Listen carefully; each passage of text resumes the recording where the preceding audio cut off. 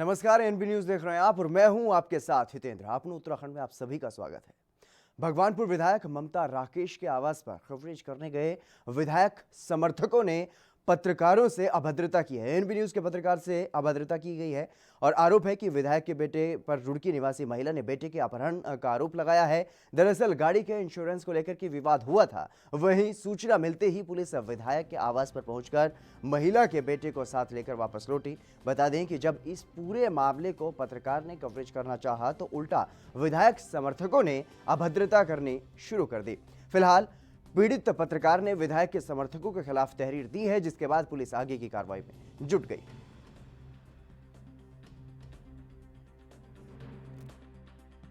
के थ्रू एक इंश्योरेंस हुआ था। इनके पास रेंज रोवर गाड़ी है जो कि एक्सीडेंट हो गई, उसका क्लेम है जो इन्हें नहीं मिल पा रहा और ये जोर जबरदस्ती करके गुंडागर्दी करके ये हमारे से निकलवाना चाह रहे सारे पैसा।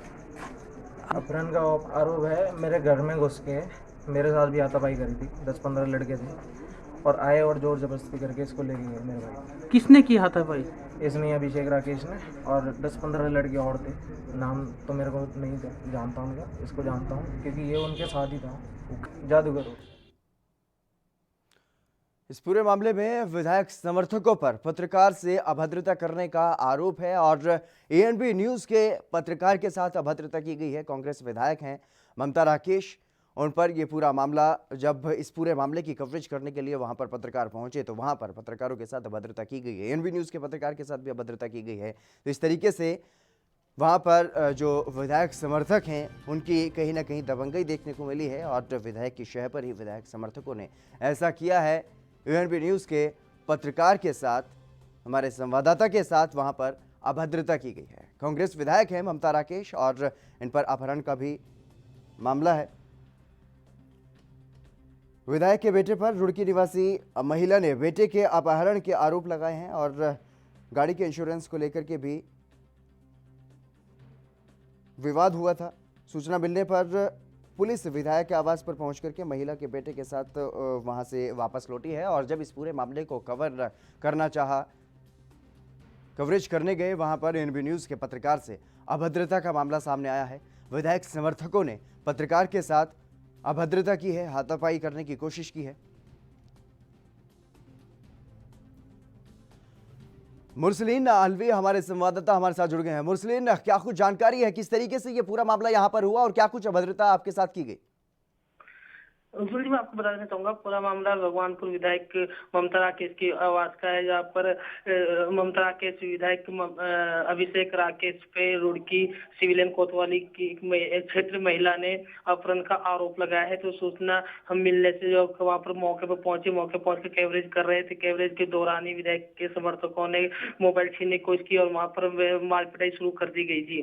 जी बिल्कुल, जिस तरीके से आपने अब तहरीर भी इस पूरे मामले की दी है पुलिस में और जिस तरीके से आपके साथ अभद्रता की गई है, क्या उसके बारे में फिर विधायक से जानने की कोशिश की गई कि ऐसा क्यों किया गया? जी, विधायक जी से जब बात करने की कोशिश की तो विधायक जी ने साफ तौर से बता दिया, कहने लगे मेरे आवाज पे आपके साथ कुछ नहीं हुआ, जो भी हुआ बाहर हुआ सो आपका इशू है, मैं इसमें कुछ नहीं कर सकती। जी, भगवानपुर थाने में तहरीर दी है। तहरीर देखकर थानाध्यक्ष से बात की गई, थानाध्यक्ष ने तहरीर लेके मुकदमा दर्ज करने की बात की है। जी, इतना गैर जिम्मेदाराना व्यवहार देखने को मिला है एक विधायक का। एक विधायक जो पूरे इलाके का, पूरे विधानसभा क्षेत्र का जो प्रतिनिधित्व करते हैं, अगर उनके समर्थक इस तरीके की अभद्रता करते हैं और आप उनसे अगर इस बारे में जवाब जानना चाहते हैं तो वो इस बात से मुकर जाते हैं कि जो भी हुआ मेरे आवास के बाहर हुआ, तो क्या ऐसे में आपने विधायक के खिलाफ भी शिकायत दी है?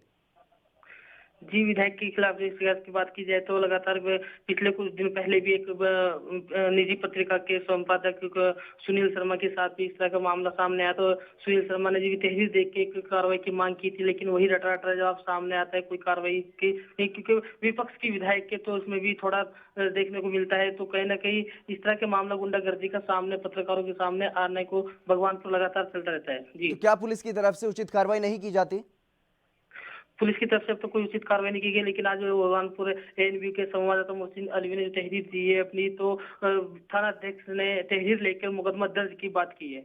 जी, तमाम जानकारी देने के लिए बहुत बहुत शुक्रिया मुरसलीन। तो जिस तरीके से विधायक के समर्थक जो वहां पर मौजूद थे, उन्होंने अभद्रता की है और उस पर जिस तरीके का बयान विधायक का सामने आया है, हालांकि हमने विधायक से भी बात करने की कोशिश की लेकिन विधायक ने फोन नहीं उठाया है और जिस तरीके से अब मुरसलीन अलवी खुद ये बता रहे थे कि उन्होंने किस तरीके से वहां पर सब कुछ ये सहा है, किस तरीके से उनके साथ अभद्रता की गई है और पुलिस में जिस तरीके से शिकायत दी गई है, लेकिन पुलिस की तरफ से अभी तक कोई उचित कार्रवाई वहां पर की जाती हुई दिखाई नहीं दे रही है।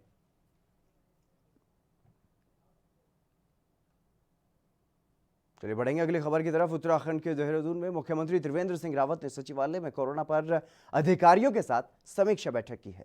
कोरोना के संक्रमण की रोकथाम और बचाव के लिए जन जागरूकता अभियान के तहत विधायकों और अधिकारियों को शपथ दिलाई गई है। मुख्यमंत्री ने यह कहा है कि जनप्रतिनिधियों, अधिकारियों और कार्मिकों को कोरोना से बचाव के लिए जन जागरूकता पर विशेष ध्यान देना होगा।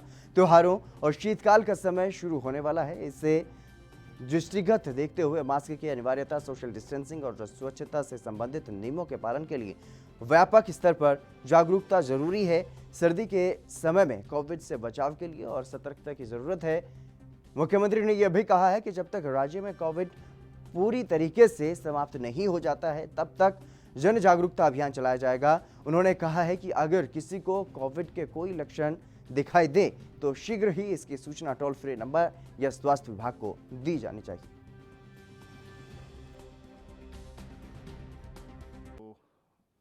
कोविड महामारी है, उसको लेकर सतत जागरूक रहने की आवश्यकता है।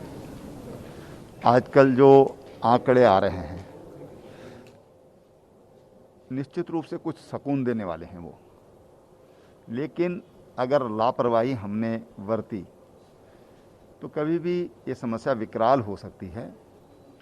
इसलिए माननीय प्रधानमंत्री जी ने सभी देशवासियों को आह्वान किया कि हम सतर्क रहें, हम स्वयं जागरूक रहें, अपना भी ख्याल रखें, अपने साथ वालों का भी ख्याल रखें और मास्क और 2 गज की दूरी, इन दोनों का हम लोग पालन करें तो हम इस महामारी से अपने को और अपने आप।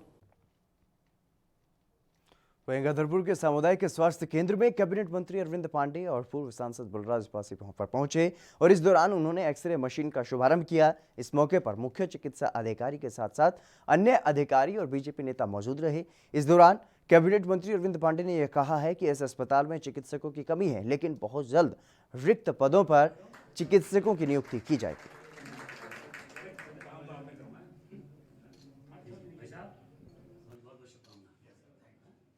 हॉस्पिटल में जो अवस्थापना की दृष्टि से बहुत अच्छा बना हुआ है, लेकिन एक्सरे की ये आज वक्त की मांग है। कभी किसी व्यक्ति को, किसी मरीज को एक्सरे की आवश्यकता पड़ जाए तो उसको जिला अस्पताल में या प्राइवेट संस्थानों में कहीं जाना पड़ता था। इस सुविधा यह लोगों की बहुत दिनों से मांग थी और हमारी सरकार ने इसको पूरा किया है। तो उस एक्सरे मशीन का जो उद्घाटन उस वक्त मैं यहाँ आया और स्टाफ ने बताया कि अभी ये मैनुअल है और इसको डिजिटल की इसकी आवश्यकता पड़ेगी। तो निश्चित इसके लिए प्रयास किया जाएगा कि आने वाले टाइम में नई नई टेक्नोलॉजी आती आ गई है और प्रत्येक लेटेस्ट टेक्नोलॉजी का इस्तेमाल की हुई मशीनें इसकी आवश्यकता पड़ती है। तो आने वाले टाइम में कोशिश किया जाएगा कि और भी जो सुविधाएं यहाँ जनहित में चाहिए उसका यहाँ देंगे। ममता और इंसानियत को शर्मसार कर देने वाला एक वीडियो सोशल मीडिया पर इन दिनों वायरल हो रहा है। मासूम सी 3 साल की बच्ची के साथ अभद्रता का ये वीडियो धर्मनगरी हरिद्वार के ज्वालापुर कोतवाली क्षेत्र सुभाष नगर का बताया जा रहा है। इस वीडियो में यह दावा किया जा रहा है कि एक मां अपनी 3 साल की बच्ची को बहुत बुरे तरीके से पीट रही है और बच्ची के साथ महिला ने वायरल वीडियो में हैवानियत की सभी हदें पार कर दी हैं। वहीं हरिद्वार में सोशल मीडिया पर बड़ी तेजी से वायरल हो रही इस वीडियो का एसपी सिटी हरिद्वार ने संज्ञान लेते हुए सीओ सिटी हरिद्वार और संबंधित प्रभारी निरीक्षक को जांच के लिए और मामले में प्रभावी कार्रवाई करने के लिए निर्देश दिए।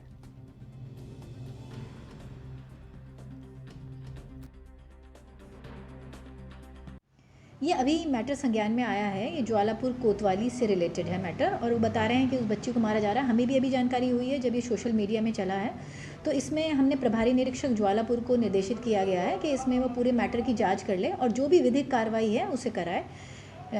तो इसमें जांच के भी आदेश दे दिए गए हैं। ये बताया जा रहा है कि ये सुभाष नगर ज्वालापुर में है, तो इसीलिए वहाँ के प्रभारी निरीक्षक को और सीओ को भी बताया गया है।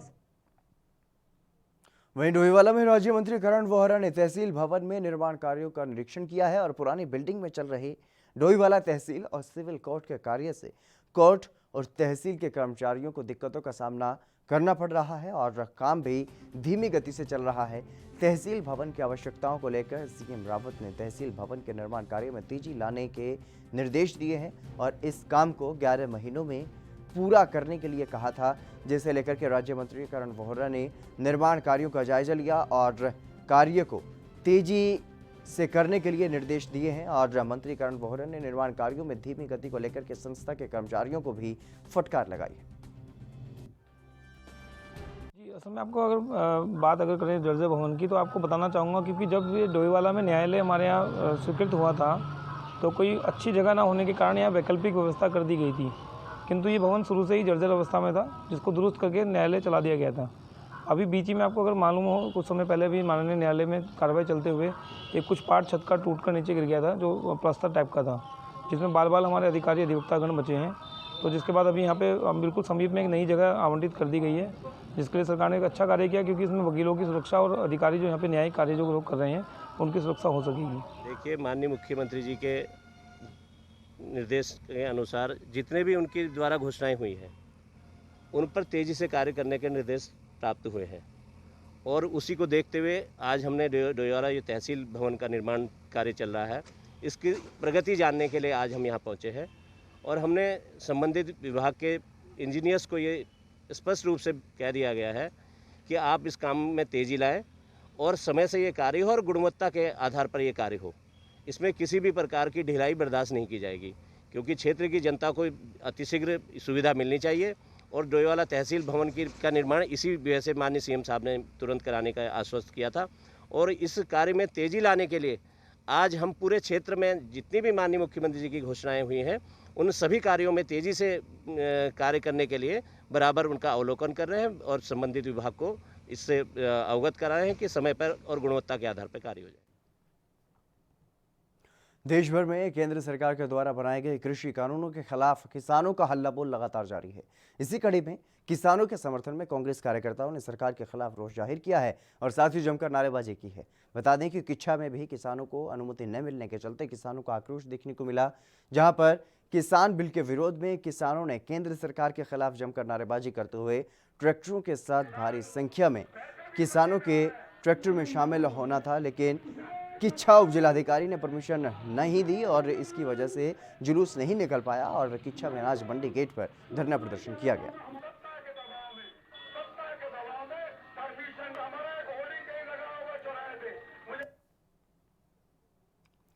उत्तराखंड के ऋषिकेश में लगातार अनलॉक होते लॉकडाउन के बीच पॉलीथीन का प्रयोग भी ऋषिकेश में अनलॉक हो गया है। दरअसल नगर निगम ने पॉलीथीन के खिलाफ अभियान छेड़ा तो व्यापारियों ने इसका विरोध किया और व्यापारियों के विरोध को देखते हुए एसडीएम, नगर आयुक्त और पुलिस ने संयुक्त रूप से व्यापारियों के साथ बैठक की है, जिसमें पॉलीथीन का प्रयोग नहीं करने की अपील की गई।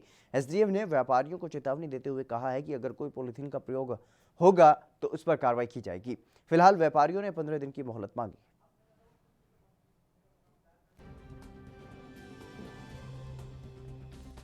क्योंकि ऋषिकेश गंगा तट पर बसा हुआ है और जिला गंगा सुरक्षा समिति की महीने में 2 बार बैठक होती है, तो उसमें हमें पॉलीथीन उन्मूलन पर बहुत जोर देना होता है, कार्रवाई करनी होती है ताकि जो है ऋषिकेश को हम पॉलीथीन मुक्त कर सकें। तो इस दिशा में हमने व्यापारियों को आज कड़े निर्देश भी दिए और जो हैंड बैग है, प्लास्टिक का कैरी बैग है, उसको 3 दिन का उन्हें समय दिया हुआ है, वो भी अपने स्तर से व्यापक प्रचार प्रसार करें। सारे व्यापारी भाइयों को बता दें कि 3 दिन के बाद जो कैरी बैग प्लास्टिक है उस पर और हम सख्ती करेंगे।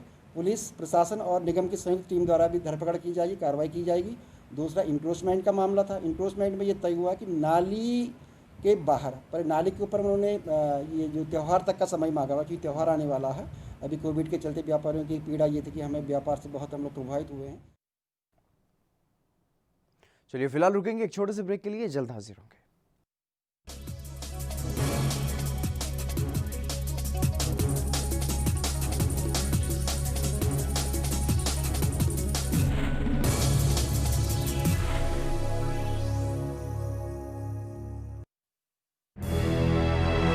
लखनऊ से लेकर चंडीगढ़ तक, मुंबई से लेकर रायपुर तक, क्या है राजनीति की हलचल, क्या है समाज का मिजाज, राजधानी लाइव, हमारी नजर, आपका फैसला, हर रोज सुबह 8 बजे सिर्फ ANP न्यूज पर। सबसे अलग अंदाज, हम बनेंगे आपकी आवाज, सवालों की धार, खबरों की बौछार, सिर्फ मेरे साथ ANP न्यूज पर।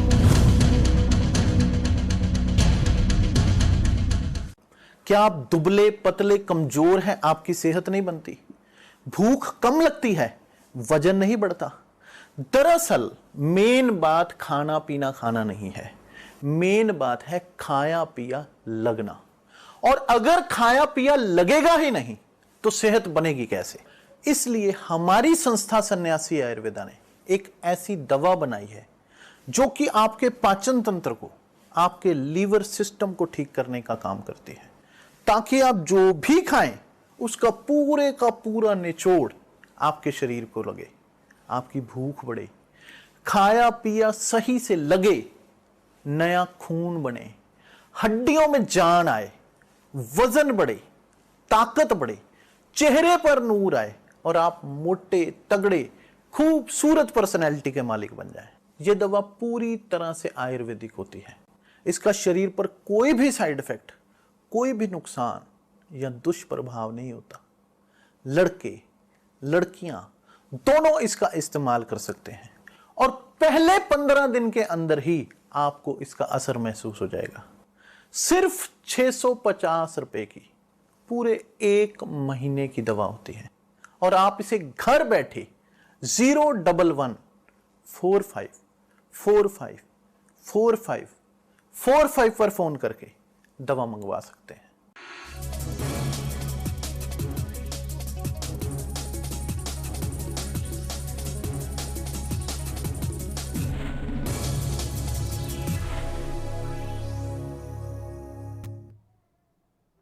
ब्रेक के बाद एक बार फिर से आप सभी का स्वागत है। खबरों में आगे बढ़ेंगे। उत्तराखंड के सितारगंज मंडी समिति में पिछले 6 दिनों से सरकारी समर्थन मूल्य पर किसानों का धान खरीदी की मांग को लेकर के प्रदर्शन जारी था, जो आज 7वें दिन खत्म हो गया है।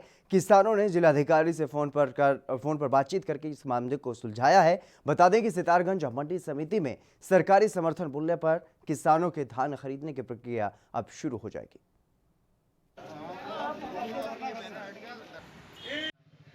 उसको लेकर हमारा धरना चल रहा था कि MSP के ऊपर यहाँ पे मंडी में धान खरीदा जाना चाहिए किसानों का। आज 7वां दिन है उस धरने का और माननीय DM महोदय ने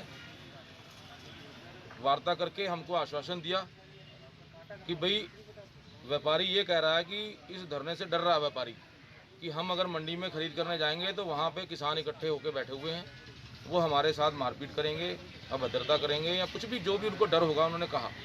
तो उनका माननीय DM महोदय का ये कहना था कि आप लोग पहले धरना उठा लो और उसके बाद हम तोल चालू करा देते हैं। इसको ऑलरेडी टेकअप कर लिया गया था, फिर भी इनके द्वारा लगातार यहाँ पे धरने पर बैठा जा रहा था, जो भी नियमों से विपरीत था इनको अवगत करा दिया गया है। रिमेनिंग जो भी इनकी डिमांड है उस पर डिफरेंट लेवल पे वार्ता चल रही है। जो भी नीति का पालन नहीं करेगा उससे संबंधित विभाग द्वारा कार्रवाई की जाएगी। धान खरीद सरकारी कांटों पे स्टार्ट है। जो भी धान खरीद नहीं करेगा या नियमों का पालन, नीति का पालन नहीं करेगा। कोरोना महामारी के संक्रमण की रोकथाम और बचाव के लिए कोरोना नियमों की लोगों से पालना करवाई जा रही है और इसके लिए प्रधानमंत्री देश भर में जन जागरूकता अभियान भी चलाया जा रहा है। वहीं महाविद्यालय के प्रोफेसर डॉक्टर रजविंदर कौर ने ये बताया कि जन जागरूकता अभियान को सफल बनाने के लिए कॉलेज प्रशासन ने परीक्षा के उपरांत छात्र छात्राओं को कोविड-19 को लेकर के सतर्कता बरतने के लिए शपथ दिलाई है और साथ ही सभी छात्र छात्राओं को कोविड-19 से बचने के लिए उपाय भी बताए गए।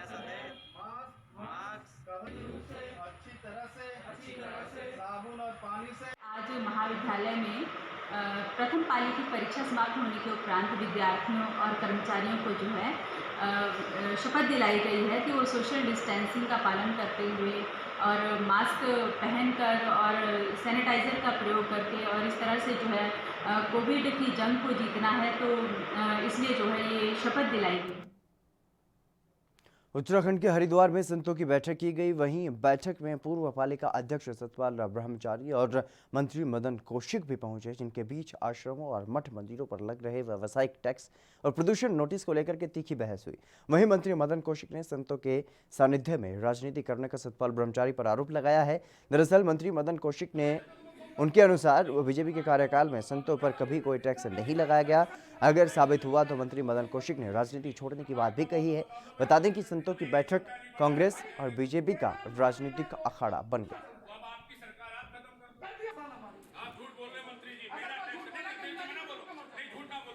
तो इस बैठक में आप देख सकते हैं किस तरीके से दोनों आमने सामने हैं। मंत्री और ब्रह्मचारी दोनों ही आमने सामने अपनी बहस को आगे बढ़ा रहे हैं और इसी के बीच अब संतों के बैठक को ये कहा जा रहा है कि ये राजनीतिक अखाड़ा यहां पर बन गई। हरिद्वार में तिबड़ी फाटक पर बन रहे अंडरपास से ज्वालापुर फाटक के बीचों बीच जन शताब्दी एक्सप्रेस को रोका गया। ये जन शताब्दी एक्सप्रेस दिल्ली से देहरादून तक जा रही थी और यात्रियों को बीच में ही पुलिस और रेलवे के अधिकारियों ने ट्रेन से उतार दिया, जिसमें ऋषिकेश, देहरादून और अन्य पहाड़ी क्षेत्र के यात्री यात्रा कर रहे थे, जिसके चलते यात्रियों को भारी परेशानियों का सामना करना पड़ा। कई घंटों तक यात्रियों को कोई वाहन सुविधा नहीं मिली, जिसके बाद जीआरपी इंचार्ज अनुज सिंह ने यात्रियों के लिए सरकारी बसों और आसपास के क्षेत्रों के लिए टेम्पो ट्रेवल की व्यवस्था की और यात्रियों को उनके गंतव्य तक पहुँचाया गया।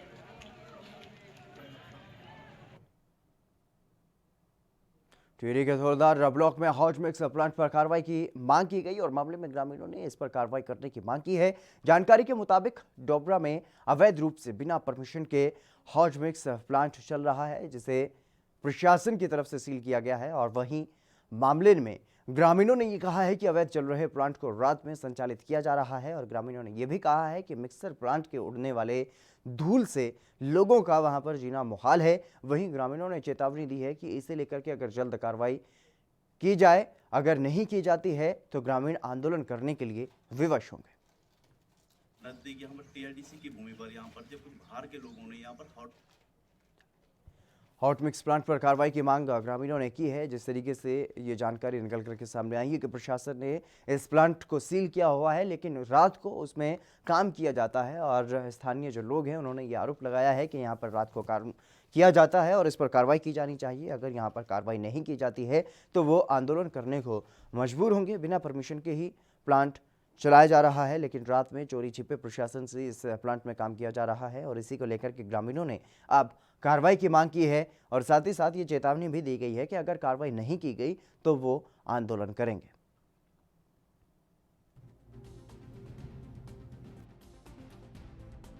डोबरा चाटी पुल के नज़दीक यहाँ पर टीआरडीसी की भूमि पर यहाँ पर जब कुछ बाहर के लोगों ने यहाँ पर हॉट मिक्सिंग प्लांट लगाया है और यहाँ से ये लोग जो है माल तैयार करके बाहर अपनी अन्य शहरों में भिजवाने का काम कर रहे हैं, जिससे यहाँ पर जो है प्रदूषण हो रहा है। यहाँ पर नज़दीक में जो है 500 मीटर की दूरी पे यहाँ पर जो है ये उप्पू गांव है, यहाँ पर प्लास गांव है, यहाँ डोबरा में कुछ लोग निवास करते हैं।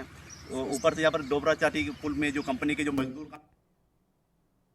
चलिए फिलहाल इस बुलेटिन में बस इतना ही। आप देखते रहिए ANB न्यूज़।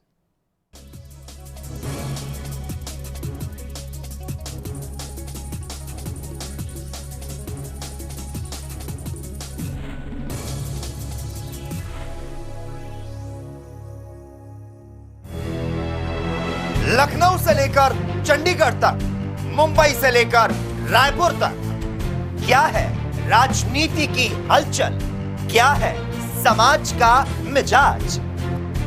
राजधानी लाइव, हमारी नजर, आपका फैसला, हर रोज सुबह 8 बजे सिर्फ ANB न्यूज पर। सबसे अलग अंदाज, हम बनेंगे आपकी आवाज।